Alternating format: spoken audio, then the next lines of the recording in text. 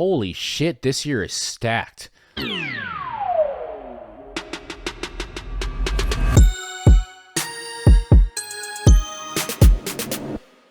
So now that 2022 has come to an end, it's time to look forward into 2023, and let's talk about my top 10 most anticipated movies of the year. Man, there are a lot of great movies coming out. A lot of people have said this. This is like the first full normal year of movies since like 2019, since before COVID. 2022 was close, but there were still mask mandates, and they weren't quite fully releasing everything at that point, so this is going to be a massive year for movies, and I absolutely can't wait. This was really hard to narrow it down to 10. There were a lot of movies that just missed my top 10. I think I have 7 honorable mentions, starting with John Wick. Sorry to glance down on my list there. Starting with John Wick 4. And look, I really dug the first 2. I thought they were damn good action movies with some of the best stunt work I've ever seen in action movies before.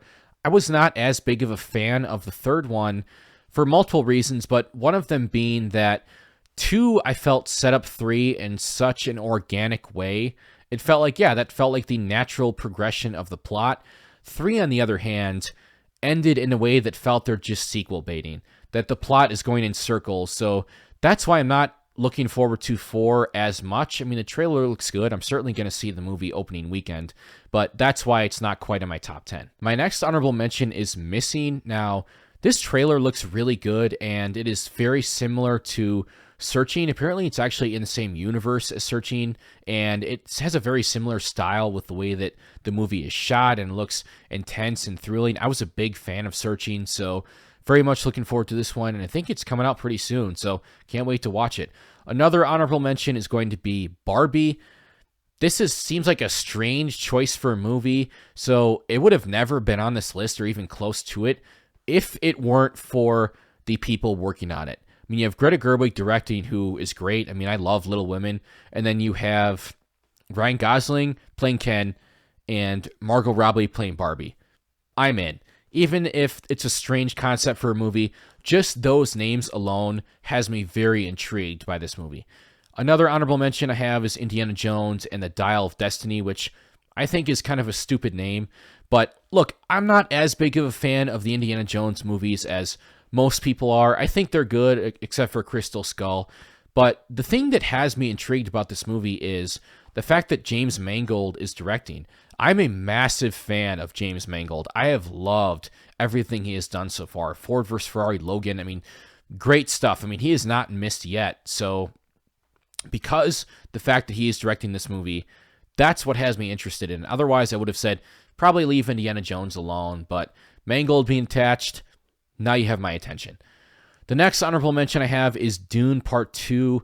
I was not a huge fan of the first one. I thought it was fine. I thought it was very well made, and Villeneuve, is a phenomenal director, one of my favorite directors working today. He has a lot of my favorite movies over like the last 10 years, but Dune is probably my least favorite of his in the recent stretch, just because I didn't feel very invested in the story and characters, and it was a little bit too long for me.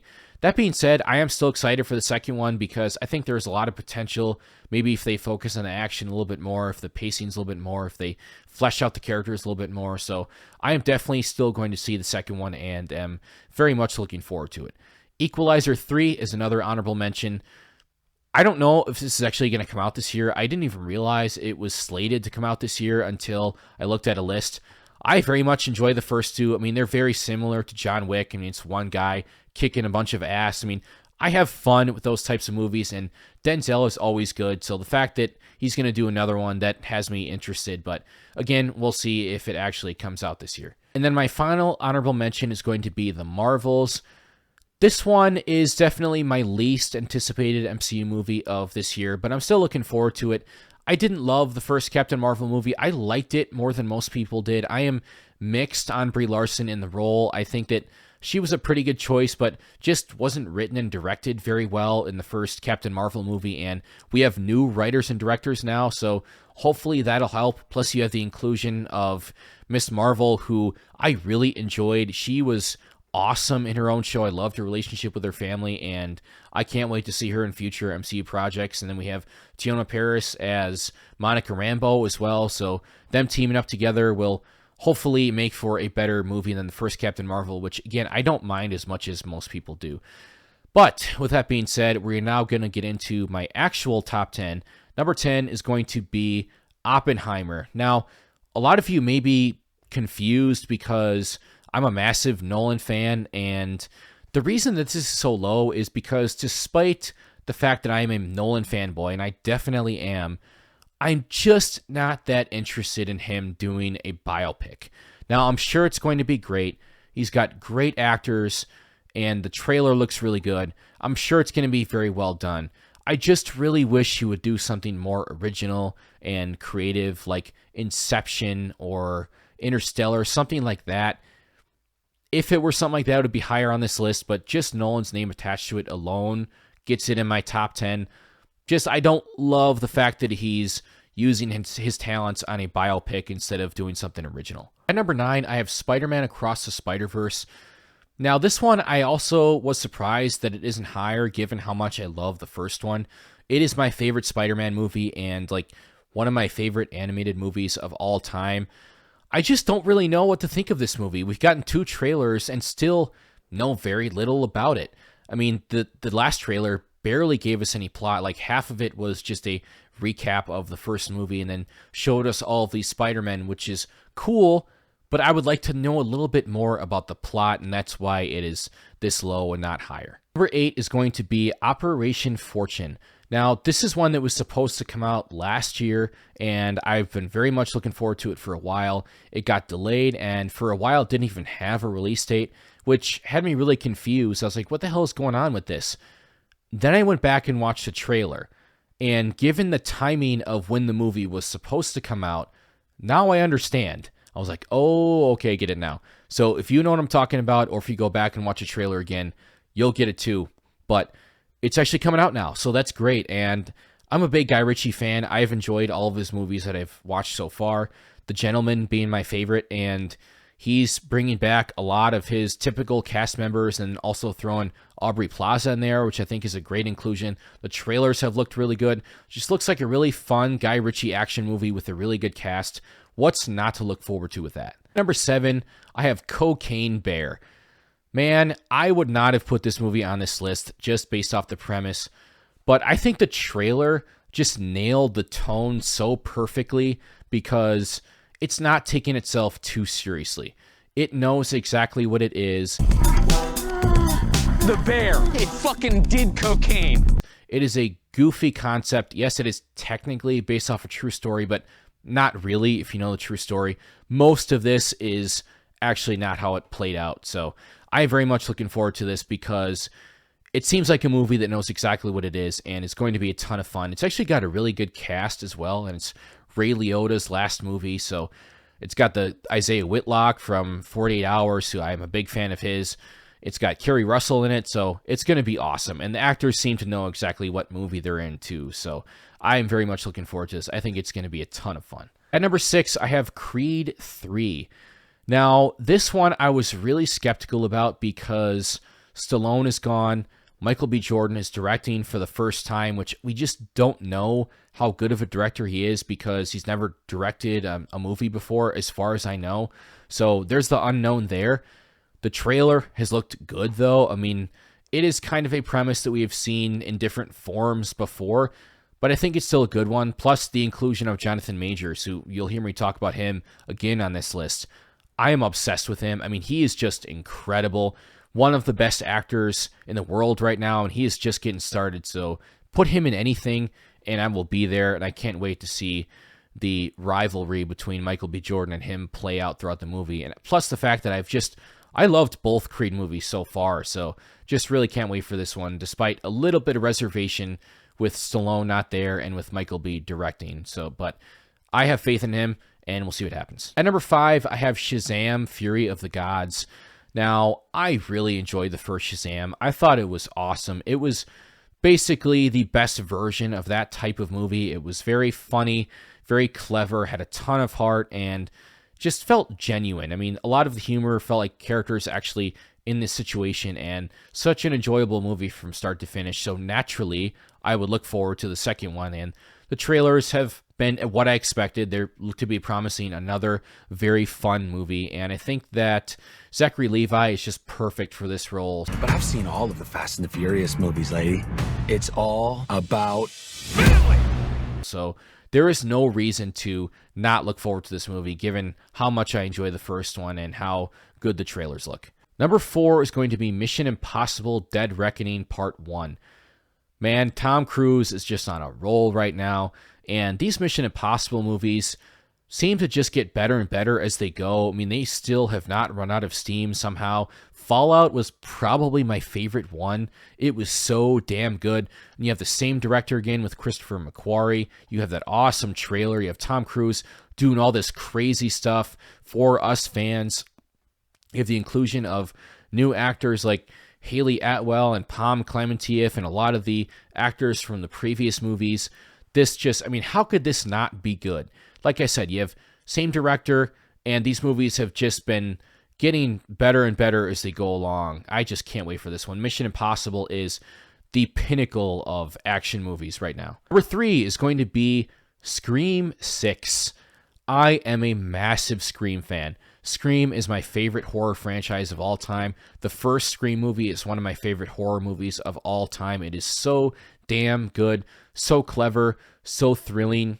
The commentary is so good, but it also stays a horror movie and also maintains the stakes and the thrills and tension of it. It maintains that balance perfectly. All of the other movies, except for the third one, I would argue have also pulled that off really well. I was quite a big fan of the fifth one. It's probably my favorite since the original. I really like the new characters, Tara and Sam Carpenter, and I love the setting of New York. I think it's cool that we finally get to see Ghostface in a big city. It was getting kind of old seeing him in Woodsboro over and over in these small towns. Like, no, get him out in the big city, New York. Perfect. And that little teaser that we got was just incredible. Just gave us a little glimpse into the vibe and tone of this movie and totally nailed it. So as a massive fan of the Scream franchise and really digging the direction that they seem to be going with this movie, I am looking forward to this one so much. Number 2 is going to be Guardians of the Galaxy Volume 3. Now, I've talked about on my channel a few times that I unabashedly love the first Guardians movie. It is a top 6 MCU movie for me. It is so damn good. Maintains that balance between heart and emotion and humor so damn well. Unfortunately, the second one goes a little bit too far with the humor to where it was just throwing joke after joke, one after another at you, and it just became a little bit too much, and a lot of it felt forced, and there were some tonal issues there. It didn't quite balance the tone as well as the first one. I still enjoyed it, but everything I'm hearing and seeing about this third movie just makes me more and more excited for it. I mean, the trailer was just perfect. It looks like it's going to be by far the most serious and emotional of the Guardians movies. One of these characters, at least, is probably going to die, and I love these characters so much. I am so damn attached to them. You got a talking raccoon, a talking tree, this weird destroyer guy. Like, these characters shouldn't be as good as they are, but James Gunn manages to pull it off, and he did Suicide Squad, which I absolutely loved. So I have all the faith in the world in him right now, despite my issues with Guardians 2. I think he's going to absolutely knock this one out of the park. But my number 1 is going to be Ant-Man and the Wasp: Quantumania. Now, if it were just another Ant-Man movie, it would be on the top 10. It wouldn't be number 1. I like Ant-Man movies. I like Paul Rudd. I think he is a perfect choice for the role. And those movies are fun. But the reason this movie is number 1 for me is Kang. I mean, we got a glimpse of, it wasn't Kang proper, but it was He Who Remains in Loki, which was maybe the best part of the show. Majors is a perfect pick for this role. I've already talked about how awesome he is and how much I can't wait to see every single movie that he's in. But in this movie, we're finally getting Kang proper.